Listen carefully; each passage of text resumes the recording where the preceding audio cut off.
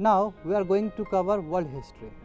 हम लोग क्या करेंगे, ये पहला क्लास होगा वर्ल्ड हिस्ट्री का। इसमें सबसे पहले जानेंगे कि क्या क्या सिलेबस है, so you can relate with your PDF file. देखो ऐसे बहुत सारे टीचर क्या करते हैं, इसको 4 भाग में भी डिवाइड करते हैं वर्ल्ड हिस्ट्री को, ठीक है। और हम क्या करते हैं, इसको 2 भाग में डिवाइड करते हैं। तो पहला ग्रुप में बताना चाहेंगे फ्यूडलिज्म। फ्यूडलिज्म क्या चीज़ है, जो कि यूरोप में प्रिवेल था उस समय। What is a feudalism? Feudal lords ज़मीन हथिया के बैठे हुए हो, है ना, इतना हथिया के बैठे हो कि तुम स्टेट का जो काम होना चाहिए एग्जीक्यूटिव का, उसको भी तुम इंटरफेयर कर रहे हो। यानी कि तुम्हारा काम कुछ और था, तुम काम कुछ और कर रहे हो। क्यों? क्योंकि तुम्हारे पास लैंड है। जिसके पास लैंड है उसका मजबूती होता है ना जी। जैसे भूमियार क्लास समझते हो ना, भूमियार डोमिनेंट है कि नहीं है? तो कुछ ऐसा ही समीकरण यूरोप में था। और यूरोप में भी फ्यूडल लॉर्ड्स था, तो भारत में भी था, मगर दोनों का तरीका अलग अलग था। इसके बारे में जानेंगे। नंबर 1 इसे फ्यूडलिज्म। सेकेंड 1 इसे रिनांसांस। ये रिनांसांस पीरियड है, ये यूरोप में हुआ था। इस पीरियड में फिर से कल्चर को रिवाइव करने का प्रयास किया गया था। तुम्हारी जानकारी के लिए मैं बता दूं, यूरोप में 4 कालखंड चले थे, पीरियड। पहला कालखंड को बोलते क्लासिकल एज, जिसमें रोमन एम्पायर था। रोमन एम्पायर एक बोलते हैं ना, Rome is not build in 1 day. Roman empire एक दिन में बना हुआ एम्पायर नहीं था, बहुत बड़ा एम्पायर था जी। ये यूरोप का भी हिस्सा था और एशिया का भी हिस्सा था। नीचे चलोगे तो मैप में दिखा दूंगा मैं, वर्ल्ड मैप में। तो ये एम्पायर क्या होता है, 6th सेंचुरी में जाके टूट जाता है। जब ये टूट जाता है तो ये बिखर जाता है। जब बिखर जाता है तो अलग अलग एम्पायर इसको रूल करना शुरू कर देते हैं। जो एशिया वाला एम्पायर होता है वो बेजेंटाइन एम्पायर कहलाता है, और जो यूरोप वाला एम्पायर होता है वो फैक्शंस में डिवाइड हो जाते हैं। जब फैक्शंस में डिवाइड हो जाते हैं तो वहाँ पे फ्यूडल लॉर्ड्स प्रोमिनेंट हो जाते हैं, और यही क्या करते हैं, दबदबा के रखते हैं वहाँ सिस्टम में, पूरी तरीके से आक्रमण करके रखते हैं। और यही कारण होता है कि रिनांसांस पीरियड हो जाता है। उसी रिनांसांस पीरियड में फिर से क्लासिकल एज, जो पहले रोमन एम्पायर जो बहुत खुश रहते थे अपने कल्चर से, उस कल्चर को फिर से रिवाइव किया जाता है। सिमिलरली जो भाषण दिए थे, हम दिए थे भाषण कल्चरल प्रोग्राम में, क्या बोले थे कि सोशियो रिलीजियस रिफॉर्म मूवमेंट जो हमारे हिंदुस्तान में हुआ था, उसमें क्या है कि दयानंद सरस्वती, ईश्वर चंद्र विद्यासागर, है ना, स्वामी विवेकानंद, राजा राम मोहन रॉय, इन्होंने क्या किया, वेद को, उपनिषद को फिर से रिवाइव किया कि नहीं किया। सिमिलरली रिनांसांस पीरियड भी ऐसा पीरियड है जहाँ पे क्लासिकल एज को रिवाइव करने का प्रयास किया गया था। तो यूरोप में 4 कालखंड थे, classical age, medieval age, renaissance age and then you have modern age. और भारत में क्या हुआ, एंशियंट, मेडाइवल, मॉडर्न, ठीक 3 एज है, वहाँ पे 4 एज है। तो रिनांसांस में क्या किया गया था, क्लासिकल एज को रिवाइव करना। अरे हम लोग बहुत खुश रहते थे, इस तरह का डांस होता था, अरे ये लिटरेचर था, उसको रिवाइव करना जमाने के हिसाब से। क्योंकि जमाने के साथ साथ क्या होता है, बहुत सारा चीज़ चेंज हो जाता है, जो कोप करना पड़ेगा ना जमाने के हिसाब से। कोई चीज़ है, कल्चर है जो कि कल्चर सही नहीं, जैसे सती प्रथा हो गया, जमाने के साथ तो बेकार हो गया, रिडंडेंट हो गया। We have to isolate such practices. तो यही चीज़ किया गया था रिनांसांस में। और यही रिनांसांस पीरियड क्या है कि दुनिया के लिए एक नज़ीर पेश किया, यानी कि दूसरे दुनिया का जो जितने भी लोग थे उसको प्रभावित किया है रिनांसांस, ठीक है। ये पढ़ेंगे सेकंड में। Third 1 is geographical discoveries. Geographical discoveries क्या है, अरे वास्को दा गामा आ गया, है ना, अमेरिको आ गया, क्रिस्टोफर कोलंबस आ गया, इसने दुनिया को नया नया चीज़ दिया है, खोजा है, अमेरिका खोज दिया, बताओ, है ना। बता दे 1829 में राजा राम मोहन रॉय पास किए थे। 1829 में विलियम बेंटिक साहब थे, एबोलिशन ऑफ सती एक्ट 1829 में पास हुआ था। वो सोशो रिलीजियस रिफॉर्म मूवमेंट का पार्ट है हमारा, हुबहू जैसे रिनांसांस पीरियड तुम्हारा यूरोप में हुआ था, करेक्ट। उसके बाद 1856 में विडो रीमैरिज एक्ट हुआ था, जहाँ पर दयानंद सरस्वती रोल पार्ट किए थे। यस, वो हम लोग बात करेंगे जब मॉडर्न इंडिया का बात करेंगे, जब हम लोग इंडिया का बात करेंगे तो उसमें सभी चीज़ कवर करेंगे। मगर मैंने समझा कि रिनांसांस को जोड़ना बहुत ज़रूरी है, क्योंकि हर कंट्री में अपने अपने स्टाइल से मूवमेंट होता है। यस, हमको रिलेट करना ही होगा हिस्ट्री को, समझ रहे हो ना। थर्ड 1 क्या था, ज्योग्राफिकल डिस्कवरीज। इसी में तुम्हारा नई नई टेक्नोलॉजी आना शुरू हो गया, मेरिनर कंपास बनना शुरू हो गया। जब मेरिनर कंपास बनना शुरू हो गया तुम्हारा ये 15th सेंचुरी में, तो उस समय क्या है कि बहुत सारा वॉयज शुरू हो गया, यात्रा, जर्नी। जब जर्नी शुरू होगा तो नए नए ट्रेड रूट ढूंढे जाएंगे। वास्को दा गामा पहुंच जाएगा। कब पहुंचा वास्को दा गामा इंडिया, बताओ डेट। 1498। हाँ बिल्कुल, 1498 कहाँ पहुंचा ये भी बता दो। कौन रिसीव किया इसको? जैमोरिन, ठीक है, याद आया? कैलिकट कहाँ पे है? केरल में। एक्सीलेंट। तो यही सब ज्योग्राफिकल डिस्कवरी है, इसके बारे में डिटेल्स पढ़ेंगे। न्यूटन कहता है ना जी, सब न्यूटन रिनाइंसस पीरियड का है, सब जानेंगे। जो मोनालिसा पेंटिंग जानते हो ना तुम लोग, जहाँ हर एक दृष्टि से देखोगे तो लगता है कि तुमको ही देख रहा है ना? सबसे खासियत यही तो था डा विंसी का, इसके जो वो थे पेंटर थे। ये अपने आप में गजब का यूनिक तुम्हारा क्रिएचर था ये पेंटिंग मोनालिसा। ये कहीं से भी देखोगे बाबू तो लगेगा तुमको ही ताक रहा है, तुमको ही देख रहा है, तुमको ही घूर रहा है। ये ब्यूटी है इस पेंटिंग का। ये सब ज्योग्राफिकल डिस्कवरी से रिलेटेड है। Fourth one, reformation and counter reformation. Reformation क्या हुआ? फिर से चीज़ों को नया किया गया है, ठीक है। जो जितने भी तुम्हारे चर्च में जो भी प्रॉब्लम्स है, बाद में ले लीजिएगा, जितने भी प्रॉब्लम है, जितने भी तुम्हारे चर्च में प्रॉब्लम है, वो चर्च को यहाँ पे दूर किया जाएगा।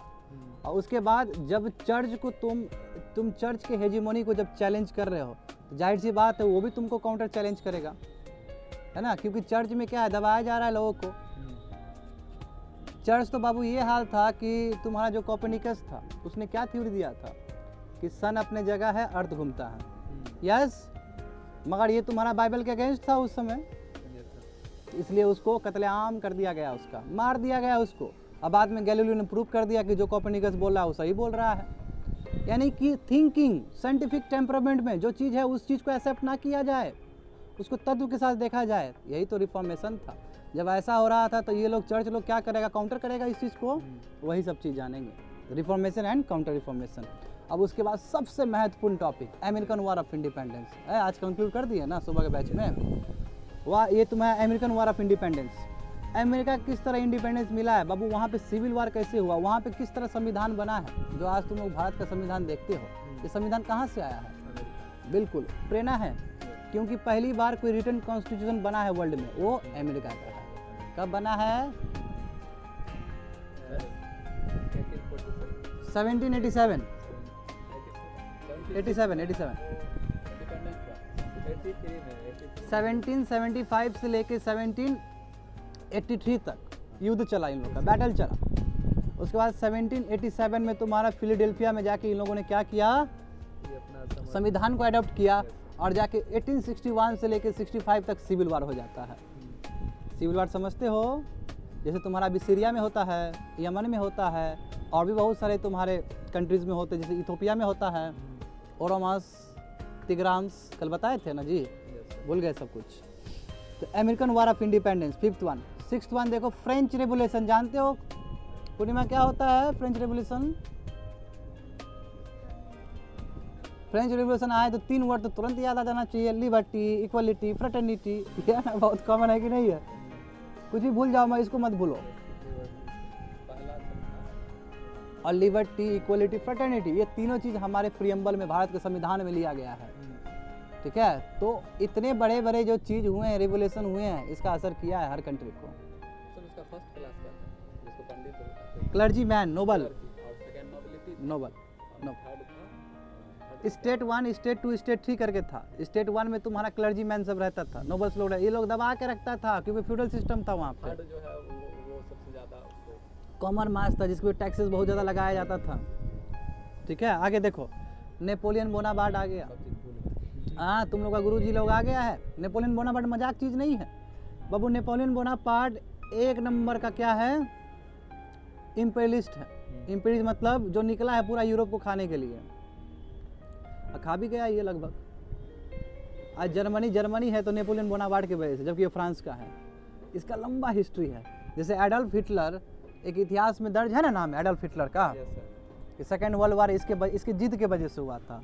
जब सेकेंड वर्ल्ड वार के बारे में बात करेंगे तो जाहिर सी बात है उसके बारे में बात करना होगा, नाजी के बारे में बात करना होगा, हमें फासिज्म के बारे में बात करना होगा जो इटली का हुआ था। नेपोलियन बोनापार्ट का यदि तुम देखोगे 1804 का नेपोलियनिक कोड, जो तुम लोग NCERT क्लास 10 में भी पढ़ते हो। Yes, I hope so. Nationalism in Europe करके फर्स्ट चैप्टर था ना?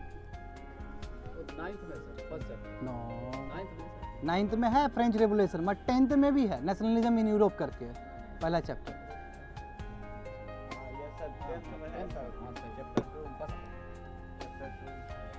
है यार, पढ़ के सिंपल है यार, ये भी भूल गया तुम लोग, हिस्ट्री पढ़ने के लिए आते हो।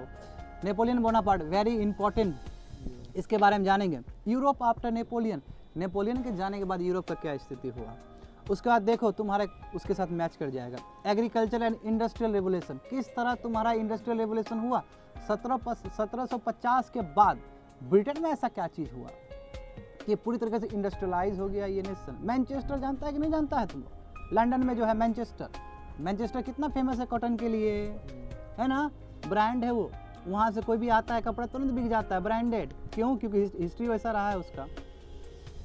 तो यहाँ यही सब चीज़ जानेंगे। उसका socialism and labour movements in Europe. Socialism क्या होता है? इक्वल डिस्ट्रीब्यूशन ऑफ वेल्थ का क्या डिस्ट्रीब्यूशन एक हो। इसके अपोजिट क्या है? कैपिटलिज्म। कैपिटलिज्म क्या है? Free trade. अरे भाई जिसको जो क्षमता है वो करेगा, कमा के रखेगा अपना जेब में। जैसे रिलायंस जियो है, क्या है? कैपिटलिस्ट क्लास है ये लोग। इसका बताए थे, गिनी कोएफिशिएंट बताए थे, इनइक्वालिटी कितना ज़्यादा बढ़ रहा है कंट्री में। ये चिंता का विषय है कंट्री के लिए।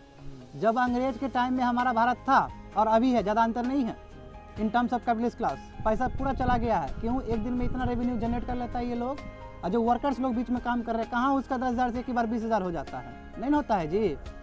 मगर सेकंड में इसका रेवेन्यू जनरेट हो रहा है। ये पैसा कहाँ से आता है? पैसा छप के थोड़ी आता है, वही पैसा मोबिलाइज होता है।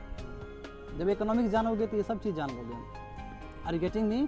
तो ये चीज़ को विद्रोह करने के लिए सोशलिज्म, कार्ल मार्क्स आ गया। अब कार्ल मार्क्स कहाँ के थे? कार्ल मार्क्स जर्मनी के थे। बताओ, जर्मनी में इसको इनको तिरस्कार कर दिया गया, और रसिया में जाके इनका फिलोसफी को अभी तक कैरी कर रहा है।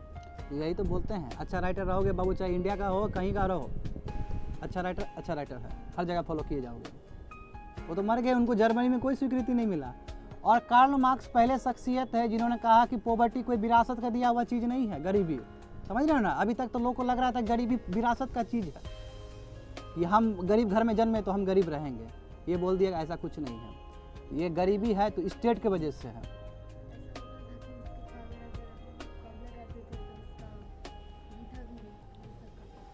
यही ना, मैं अभी तक तो यही था। कार्ल मार्क्स इस चीज़ को धता बता दिए, इस चीज़ को वो कर दिया, कॉन्ट्रास्ट कर दिया। ऐसा नहीं है, स्टेट का जिम्मेदारी है। स्टेट चाहेगा तो गरीब आदमी को भी सक्षम कर सकता है, नहीं करता है। SC ST को बढ़ा नहीं देता है रिजर्वेशन देके।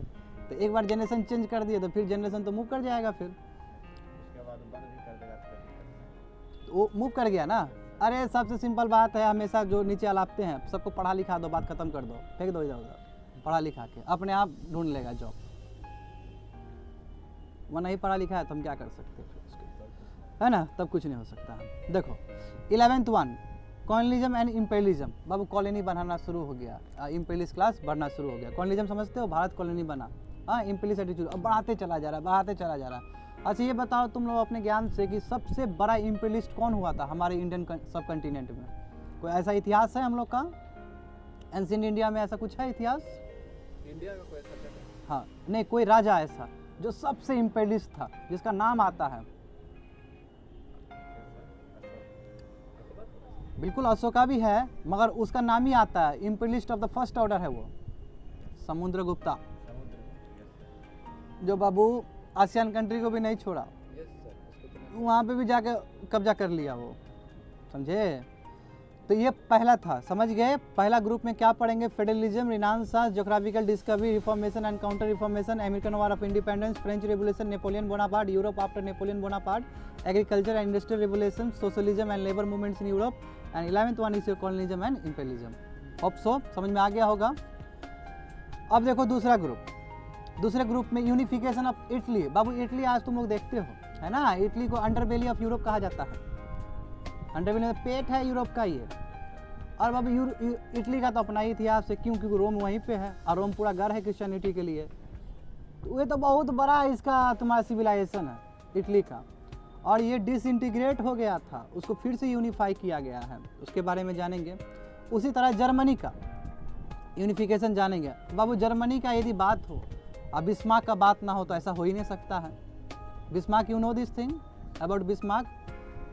बिस्मार्क का तुलना, या फिर हमारे जो सरदार वल्लभ भाई पटेल है उनका तुलना बिस्मार्क से होता है ना। हमारा कंट्री भी जब आज़ाद हुआ था 1947 में, तो 552 भाग में डिवाइडेड थे, और जो 7 भाग तुम्हारा पाकिस्तान बन गया, और हमारे पास कितना लेफ्ट रहा, 545 पार्ट्स। और उसमें कैसे हमारे जो पटेल साहब थे, पहला होम मिनिस्टर और पहला ड्यूटी पीएम, उन्होंने बहुत प्रयास किया था, बहुत ज़्यादा प्रयास, इतना प्रयास कि मंडप पर लगा दो इनका फोटो, इतना प्रयास था। पूजना चाहिए, रियल में तो राम देवता सब ये हुए हैं कि जो कंट्री को बचा के चले हैं अभी तक, वहाँ हम लोग पूजेंगे दूसरे कोई को। हर हर हर हर ठीक है, नहीं बोलेंगे बाबू, पकड़ लेगा बाद में हमको। फिर third one, first world war, पहला विश्व युद्ध हो जाता है, ठीक है। 1914 में पहला विश्व युद्ध हो जाता है। बताओ, मूर्खता हद पार कर दिया ना ये लोग। वर्ल्ड वार किसको फायदा होगा वर्ल्ड वार से? अपना पावर दिखाने के लिए।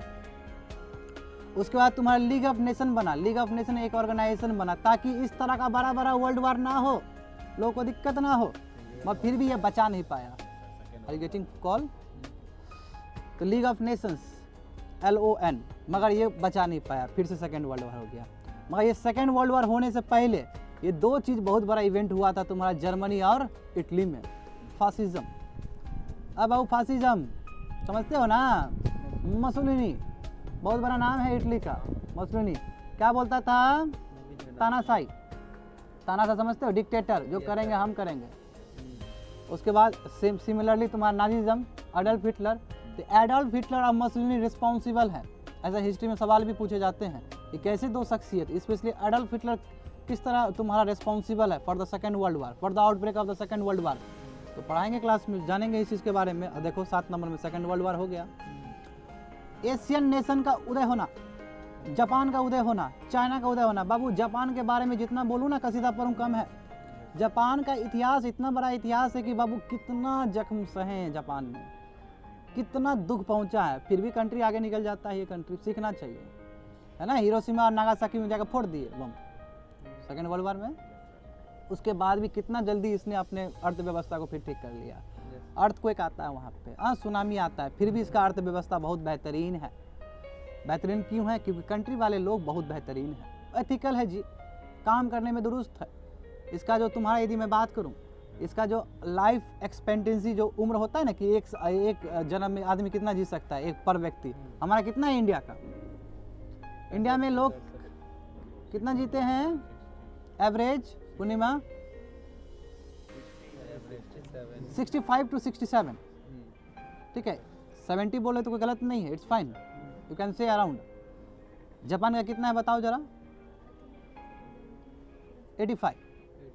85 बहुत होता है। अब 85 क्यों है? क्योंकि because of the better infrastructure of hospital, hospital का अच्छा होना, कनेक्टिविटी अच्छा होना, है ना। आज हॉस्पिटल अच्छा होगा तो आदमी कम मरेंगे, है ना। आज ज़्यादा एम्स होगा तो जल्दी इलाज हो जाएगा। यहाँ पटना एम्स, बताओ पटना एम्स में तुम जाकर भर्ती करवाता है, वो पटना एम्स तुम्हारा दिल्ली एम्स रिफर करता था। काहे का एम्स हो तुम? समझ रहे हो बात को ना? तो काहे का एम्स का ब्रांड लेके चल रहे हो तुम? इस पर भी तो सवाल होना चाहिए था, है ना। इससे बढ़िया तुम दूसरा कुछ नाम रख लेता अपना। एम्स है तो बराबर होना चाहिए। क्या करोगे, डिबेटेबल चीज़ है सब। उसके बाद देखो तो इस हाँ बिल्कुल, जापान के बारे में बताऊंगा। जापान में अभी पता है सबसे बड़ा समस्या क्या है? एजिंग पॉपुलेशन, बूढ़े लोग ज़्यादा हो गए वहाँ पे, इसलिए बहुत टेंशन का बात है। कभी बताऊंगा, एक्सप्लेन करूंगा तुम्हारा, वहाँ पे वो टेंशन है, समझे? क्या करोगे, यही सब हो जाता है। अभी एक्सप्लेन करूंगा 1 घंटा लग जाएगा, बहुत लंबा है ये टॉपिक। 9 नंबर देखो, यूनाइटेड नेशंस ऑफ ऑर्गेनाइजेशन बन गया, और कहीं ना कहीं ये बहुत ही बड़ा दुरुस्त रिजिड ऑर्गेनाइजेशन बना है, जिसकी वजह से कंट्री अभी तक शांत है, सभी कंट्री। उसके बाद थर्ड वर्ल्ड वार नहीं हुआ है। अच्छा ये बताओ पूर्णिमा, हमको थर्ड वर्ल्ड वार हो सकता है क्या? हो सकता है तो क्यों, और नहीं होगा तो क्यों?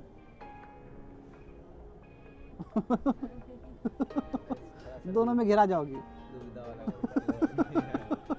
होगा तो बताओ कितना बड़ा रीजन देना होगा, नहीं होगा तो ये भी बहुत बड़ा रीजन देना होगा। बोलो जरा, तुम दो हमारे खुश हो, जल्दी दो रीजन।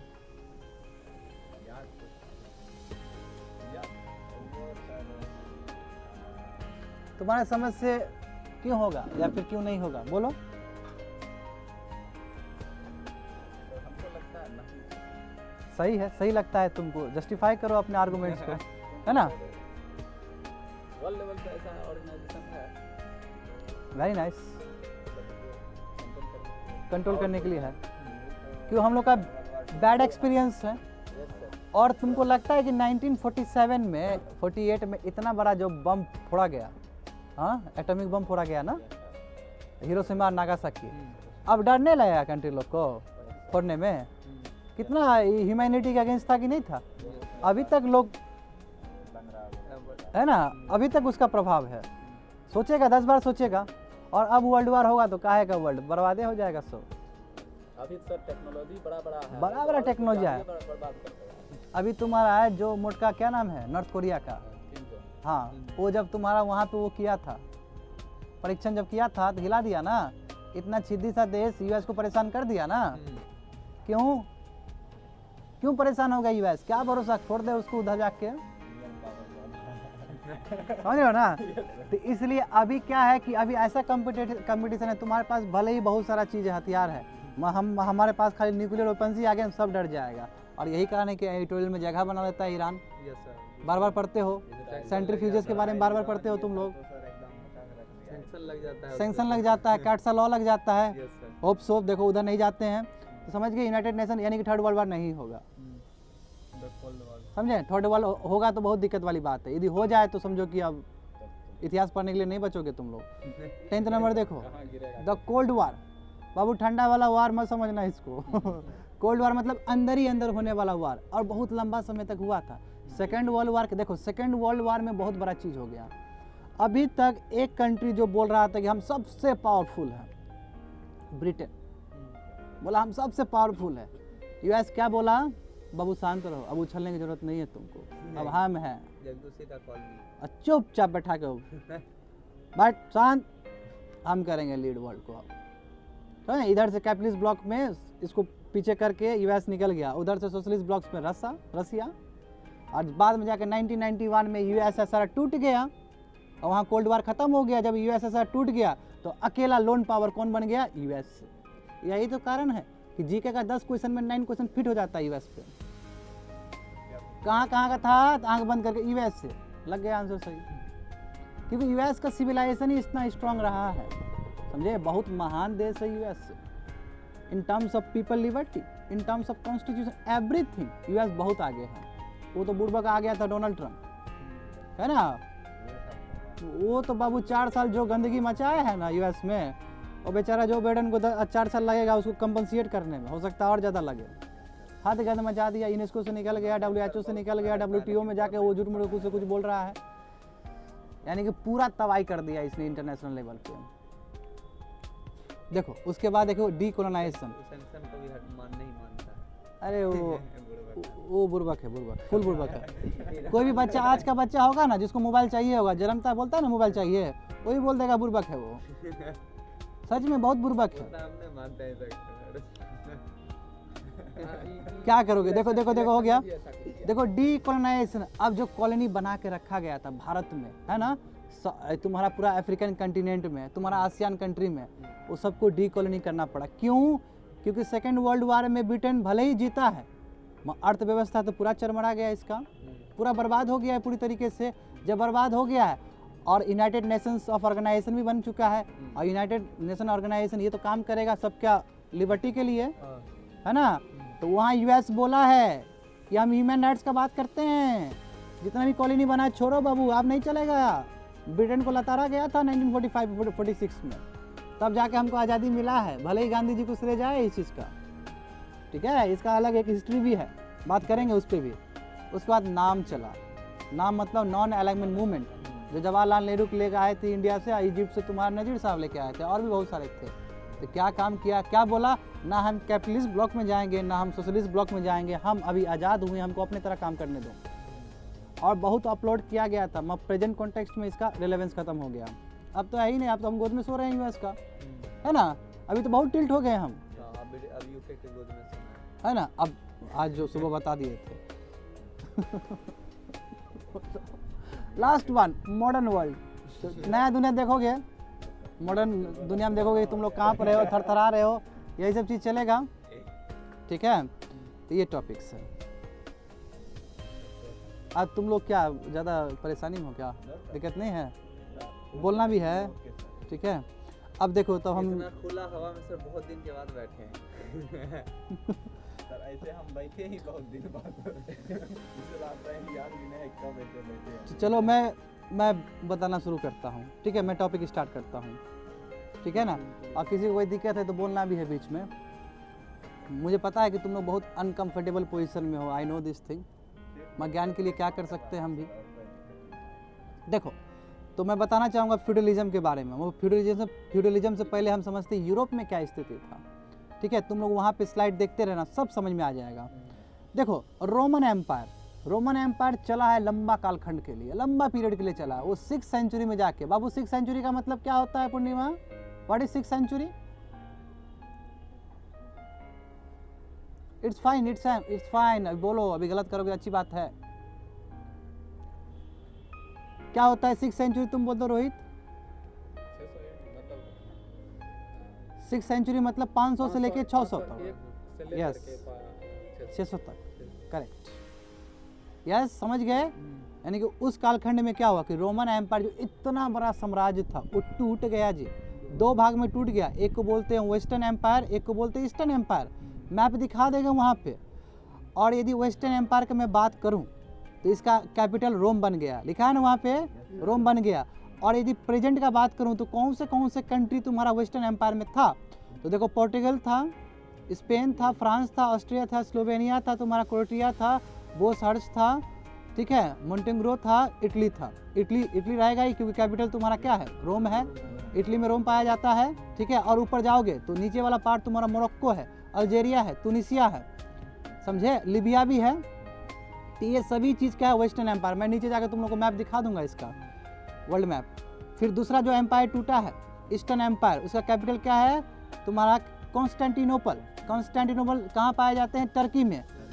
तो इसका कौन सा पार्ट हो गया? अल्बेनिया है, ग्रीस है, मैसेडोनिया है, बल्गेरिया है तुम्हारा, और कुछ पार्ट तुम्हारा सीरिया का भी, जॉर्डन का भी, इजिप्ट का भी और लीबिया का भी, समझे। और टर्की इंपॉर्टेंट है। यानी कि समझ गए कि जो रोमन एम्पायर, इतना बड़ा रोमन एम्पायर था, वो 2 भाग में टूट गया, western empire and eastern empire. Western empire में सभी कंट्री बता चुका हूँ, नीचे मैप दिखा दूंगा। ईस्टर्न एम्पायर में देख लो, जिसका कैपिटल तुम्हारा कॉन्स्टेंटिनोपल हुआ था। फाइन। अब देखो तो कहने का मतलब क्या हुआ कि देखो जाहिर सी बात, अभी मैप रहता तो ज़्यादा बेटर तुम लोग समझ पाते हैं, होप सो ज़्यादा समझ पाते हैं। मैं कोई नहीं, मैं दिखा दूंगा तुम लोग को। उसके बाद क्या होगा? 8th सेंचुरी के बाद, ठीक है, रिलेशन जो था तुम्हारा इसका दोनों के बीच में, ये क्या हुआ? बढ़ने लगा। क्योंकि एम्पायर टूट गया तो ऊपर वाला जो चाहता है कि हम ट्रेड रूट से जाए नीचे, मैं नीचे तो पकड़ के रखा है ट्रेड रूट, क्योंकि नीचे वाला तुम लोग देखो कि ईस्टर्न एम्पायर पूरा ट्रेड रूट घेर कर रख देता है, तो ये ऊपर वाले को आने नहीं देता, इसलिए रिलेशन और ख़राब हो जाता है। और यही कारण है उन लोगों का जो सोचने का तरीका है, पीपल का, लोगों का जो सोचने का तरीका है, लोगों का जो लिविंग पैटर्न है, वो पूरा चेंज हो जाता है, दोनों अलग हो जाते हैं। जबकि दोनों एक थे, पहले रोमन एम्पायर का पार्ट थे, मत समय के साथ जो जुदाई लाए हैं, वो जुदाई की वजह से क्या होता है, दोनों का लिविंग स्टैंडर्ड, सोचने का तरीका, समझने का तरीका, पढ़ने का तरीका, हर एक कुछ चेंज हो गया। अब दोनों को लगता है कि हम दोनों एक कभी रहे ही नहीं है। ऐसा हुआ कि नहीं हुआ इंडिया और पाकिस्तान के बीच में? जबकि दोनों का एक ही चीज़ था। सिमिलरली यही हो रहा है। आगे बढ़ेंगे तो क्या हुआ, जो इंडिया के साथ तुम्हारा ट्रेड हो रहा था वेस्टर्न एम्पायर का जब एक साथ था, तो वेस्टर्न एम्पायर का भी ट्रेड अच्छे से नहीं होगा, मगर ईस्टर्न एम्पायर का भी ट्रेड होगा। क्यों? क्योंकि उस समय इंडिया का ट्रेड बहुत ज़्यादा होता था, स्पेशली तुम्हारा तमिलनाडु, जो जितने भी कोस्टल एरियाज है, क्योंकि यहाँ से जाएगा सी रूट से, ऐसे करके जाएगा, मैं दिखा दूंगा मैप में, ठीक है। तो ऐसे करके जाएगा, मगर वो ब्लॉक्ड हो गया, तो इंडिया के साथ जो ट्रेड है वो कमज़ोर पड़ गया, समझे। इसलिए रोमन एम्पायर का जो ट्रेड था वो कहीं ना कहीं दिक्कत में आ गया, वो उतना अच्छे से नहीं हो रहा है। और देखो कोई कंट्री को यदि प्रॉस्पर करना है, समृद्धि हासिल करना है, तो बाबू ट्रेड ही है। यदि व्यापार नहीं करोगे तो क्या होगा? बर्बाद हो जाएगा। तो व्यापार is one of the crucial for your economic growth. जो बिजनेस है बहुत इंपॉर्टेंट है, ट्रेड और कॉमर्स बहुत इंपॉर्टेंट है इकोनॉमिक ग्रोथ के लिए। और इकोनॉमिक ग्रोथ क्यों चाहिए बाबू? बिना पैसा का कुछ होता है क्या? कुछ नहीं होता है। इकोनॉमिक ग्रोथ के लिए पैसा का सर्कुलेशन होना बहुत ज़रूरी है। यहाँ पे दिक्कत हुआ। आगे देखो, अब मैं बात करना चाहूँगा हिस्ट्री ऑफ वेस्टर्न पार्ट, यानी कि जो ऊपर वाले भाग रह गए उसका हिस्ट्री क्या है। ये अभी वेस्टर्न, वही तुम्हारा वेस्टर्न यूरोप बन गया अभी का प्रेजेंट कॉन्टेक्स्ट करो। ये वेस्टर्न एम्पायर है बाबू। वो क्या किया, जो ट्राइब्समैन था उसके ऊपर जो जर्मनी वगैरह था, जर्मनी से रसिया से ट्राइबल लोग आके क्या क्या प्लंडर कर गए। अब मैं दिखाऊंगा, अभी मैप रहता तो इतना काम आता, बताओ। ले आए सर उठा ठीक है, अभी नहीं हो पाएगा, अंधेरा भी हो गया, ठीक है ना। के जला देंगे। ये पूरा मैप में समझने वाला चीज़ था, ठीक है। मैं जाके मैप में दिखा दूंगा तुमको, एक बार बोल दूंगा। ये वेस्टर्न एम्पायर क्या हुआ कि ऊपर से जो ट्राइब्समैन है, ट्राइबल्स लोग है, ट्राइबल्स लोग समझते हो जो आइसोलेट में रहना पसंद करता है, प्लंडर कर देता है। ये जाकर प्लंडर कर दिया, रसिया और जर्मनी से आके लोग प्लंडर कर गए, लूट लिए। रोमन एम्पायर का जो तुम्हारा पार्ट था वो पूरा लूट लिया और वहाँ पे सेटल्ड हो गए, और समय के साथ साथ वो वहाँ के बासिंदा बन गए। जैसे देखो यहाँ पे हुआ कि नहीं, टर्किश रूल आया, दिल्ली सल्तनत आया, मुगल एम्पायर हुआ, मुस्लिम बसे कि नहीं बसे। अब वो भी हमारे इंडियन, सब हम लोग इंडियन हैं, तो वो लोग भी बस गए आके, जो जर्मनी से और तुम्हारा जो रशिया से अटैक किए थे। और इससे क्या हुआ, डेमोग्राफिक्स चेंज हो गया बाबू पूरी तरीके से। क्यों? क्योंकि अब वेस्टर्न एम्पायर में तुम्हारा क्या पाया जाता था पहले, वो फ्रेंच लोग, ये लोग, अब डेमोग्राफिक्स चेंज हो जाएगा। जैसे मान लो कि यहाँ पे बहुत सारे लोग आके बस जाते हैं, तो डेमोग्राफिक्स चेंज हो जाएगा ना, यहाँ का कास्ट ही चेंज हो जाएगा, यहाँ रिलीजन ही चेंज हो जाएगा। तो उसी तरह डेमोग्राफिक्स चेंज हो गया। हाँ,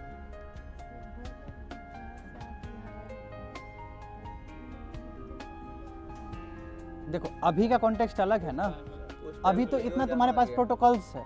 तुमको डू यू थिंक ये पॉसिबल होता 1000 साल पहले? नहीं था। और अभी भी तुमको क्या लगता है सिटीजनशिप रियल चीज़ है? ये सब धोखा है, सब पॉलिटिकल गिमिक है, समझ रहे हो ना। क्यों? क्योंकि इलेक्शन में जीतना है ना जी। एनआरसी वाला ममता बनर्जी वाला बोल रही हो, समझ रहे हैं? टीएमसी वाला इशू जो चल रहा है इलेक्शन का, वही ना बोल रही हो।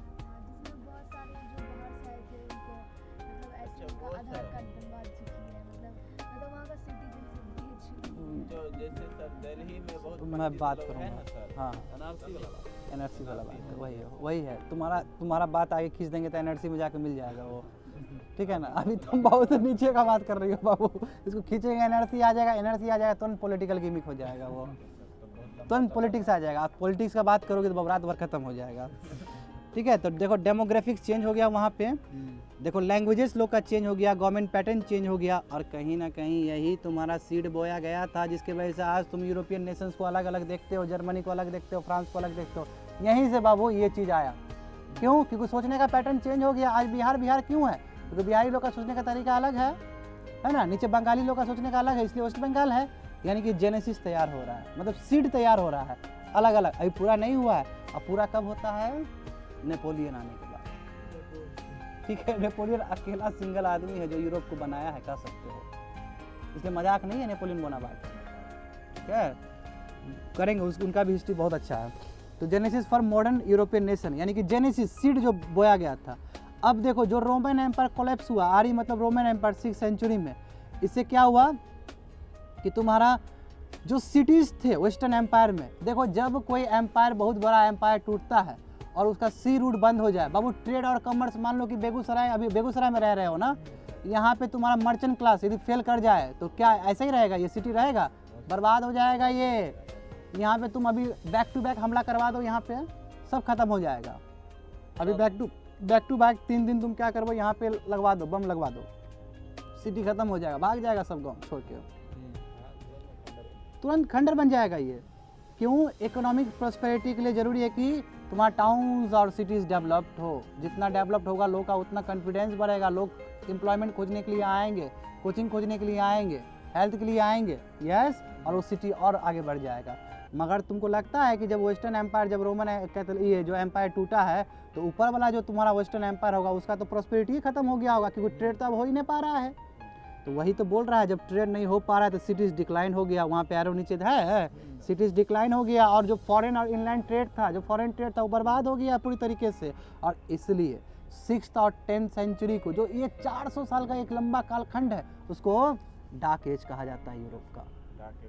और यही तुम्हारा मेडिवल एज है यूरोप का, यानी कि यूरोप अंधकार में है, कुछ नहीं सूझ रहा है इसको, और पूरी तरीके से दबा पड़ा है। क्यों? क्योंकि फ्यूडलिज्म बहुत ज़्यादा है वहाँ पे। कल जानेंगे फ्यूडलिज्म क्या है, बस उसका समझ रहे हैं अभी भूमिका बांधने के लिए कि स्थिति क्या है यूरोप में। अब देखो 10th सेंचुरी के बाद क्या होता है वेस्टर्न यूरोप में, यानी कि ऊपर वाला सिटीज़। अब देखो देखो इतिहास गवाह है, कोई बात नहीं, डार्क एज में थे तो फिर लाइट वाला एज में आएंगे आप, है ना, आप प्रॉस्पर करेंगे। तो उसके बाद क्या हुआ 10th सेंचुरी के बाद फिर सिटीज़ थोड़ा रिवाइव करना शुरू हुआ और 12th और 14th सेंचुरी में प्रॉस्पेरिटी खूब ऊपर पहुंचा है, बहुत आगे ऊपर गया है, समझे क्यों? क्योंकि साइंस एंड टेक्नोलॉजी आ गया है, एसएनटी टाउन्स बनना शुरू हो गए, नए नए यूनिवर्सिटीज़ बनना शुरू हो गए। कैसे? जैसे पाडुआ और मिलान तुम्हारे इटली में है, ये तुम्हारा नए नए यूनिवर्सिटीज़ बनना शुरू हो गए। क्यों? क्योंकि 12th और 14th सेंचुरी में रिनांसांस हुआ है, समझे, ज्योग्राफिकल डिस्कवरी हुआ है, नया नया ट्रेड रूट ढूंढा गया है। Yes, sir. जब नया नया ट्रेड रूट ढूंढेगा तो पैसा आएगा, जब पैसा आएगा तो फिर सिटी डेवलप होगा, जब सिटी डेवलप होगा तो लोग पढ़े लिखे होंगे, जब पढ़े लिखे होंगे तो विद्रोह होगा। यही सब चीज़ हुआ है यहाँ पे।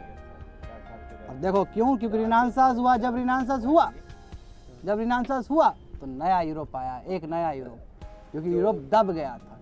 हाँ, जो फिर से अपना साम्राज्य फिर से अपना साम्राज्य करेगा। और अभी देखते हो यूरोपियन कंट्री कितना बहुत डेवलप्ड कंट्री है।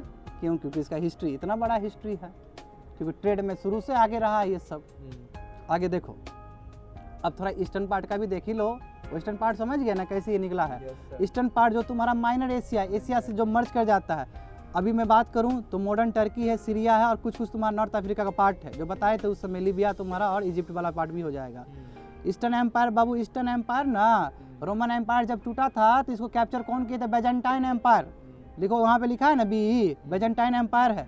और ये बेजेंटाइन एम्पायर क्या किया कि जो तुम्हारा रोमन का जो ट्रेडिशन था, कल्चर था, उसको कैरी फॉरवर्ड किया है।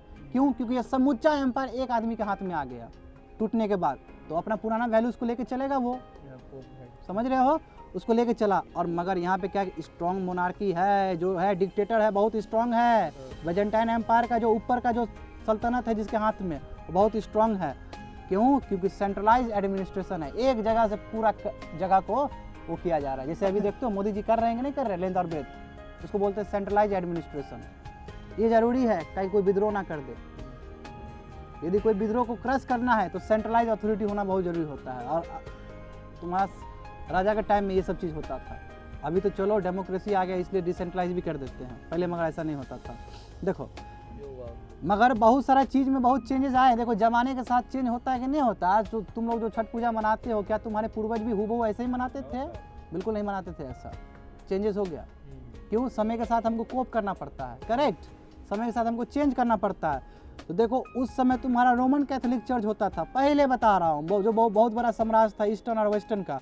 अब यहाँ पे क्या, अब चेंज हो गया, अब ये एम्पायर ग्रीक ऑर्थोडॉक्स चर्च बन गया। जो बेजेंटाइन एम्पायर में जो चर्च सिस्टम है ना, वो क्या बन गया? ग्रीक ऑर्थोडॉक्स चर्च बन गया। और यहाँ पे बिशॉप है, वहाँ पे पोप है।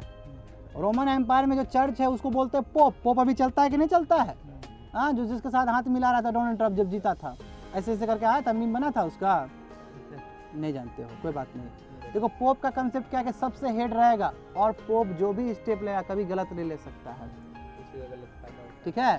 पोप एब्सोल्यूट है, कोई चुनौती नहीं दे सकते हो इसके फैसला को। मगर जो बिशॉप है उसको चैलेंज कर सकते हो, यानी कि बिशॉप मिस्टेक कर सकता है। तो ये बिशॉप वाला कंसेप्ट कहाँ से है? ग्रीक ऑर्थोडॉक्स चर्च से आया है, ठीक है। और बाबू यही ग्रीक ऑर्थोडॉक्स चर्च जो बेजेंटाइन एम्पायर में फ्लरिश कर रहा है, और कहीं ना कहीं यही रिस्पॉन्सिबल है, साथ साथ बेजेंटाइन रूलर रिस्पॉन्सिबल है, जिसके वजह से पूरा रसिया, अभी भी रसिया में बाबू क्रिश्चियनिटी चलता है, इसको इस रह जाता है। क्यों? क्योंकि उसका नज़दीक था, बेजेंटाइन एम्पायर तुम्हारा रसिया के बहुत नज़दीक है, इसलिए वो वहाँ पे पूरी तरीके से क्रिश्चियनिटी है। कौन सा क्रिश्चियनिटी है? ग्रीक ऑर्थोडॉक्सी क्रिश्चियनिटी है, अनलाइक रोमन कैथोलिक। नए फॉर्म ऑफ क्रिश्चियनिटी है जिसमें क्या है? बिशॉप हेड है, unlike pope. I hope so समझ में आ रहा होगा तुम लोग को। बेंजाइन एम्पायर क्या है? बेजेंटाइन एम्पायर बहुत लार्ज एम्पायर है जो फ्लरिश कर रहा है। अब देखो इसका तो ट्रेड एशिया के साथ बहुत चल रहा है, समझे ना, बहुत बढ़िया से चल रहा है इसका ट्रेडिशन। मगर क्या हुआ बाद में, इसका पूरा खा गया इसको, समझे ना, ऑटोमन अरब लोग खा गया इसको, क्योंकि अरब सबसे पहले सीरिया और इजिप्ट को अटैक किया और आस्ते आस्ते बेजेंटाइन एम्पायर को खा गया वो, समझे। तो यही सब चीज़ है। और तो कह सकते हो मगर तुम बेजेंटाइन एम्पायर को भूल नहीं सकते हो। क्यों?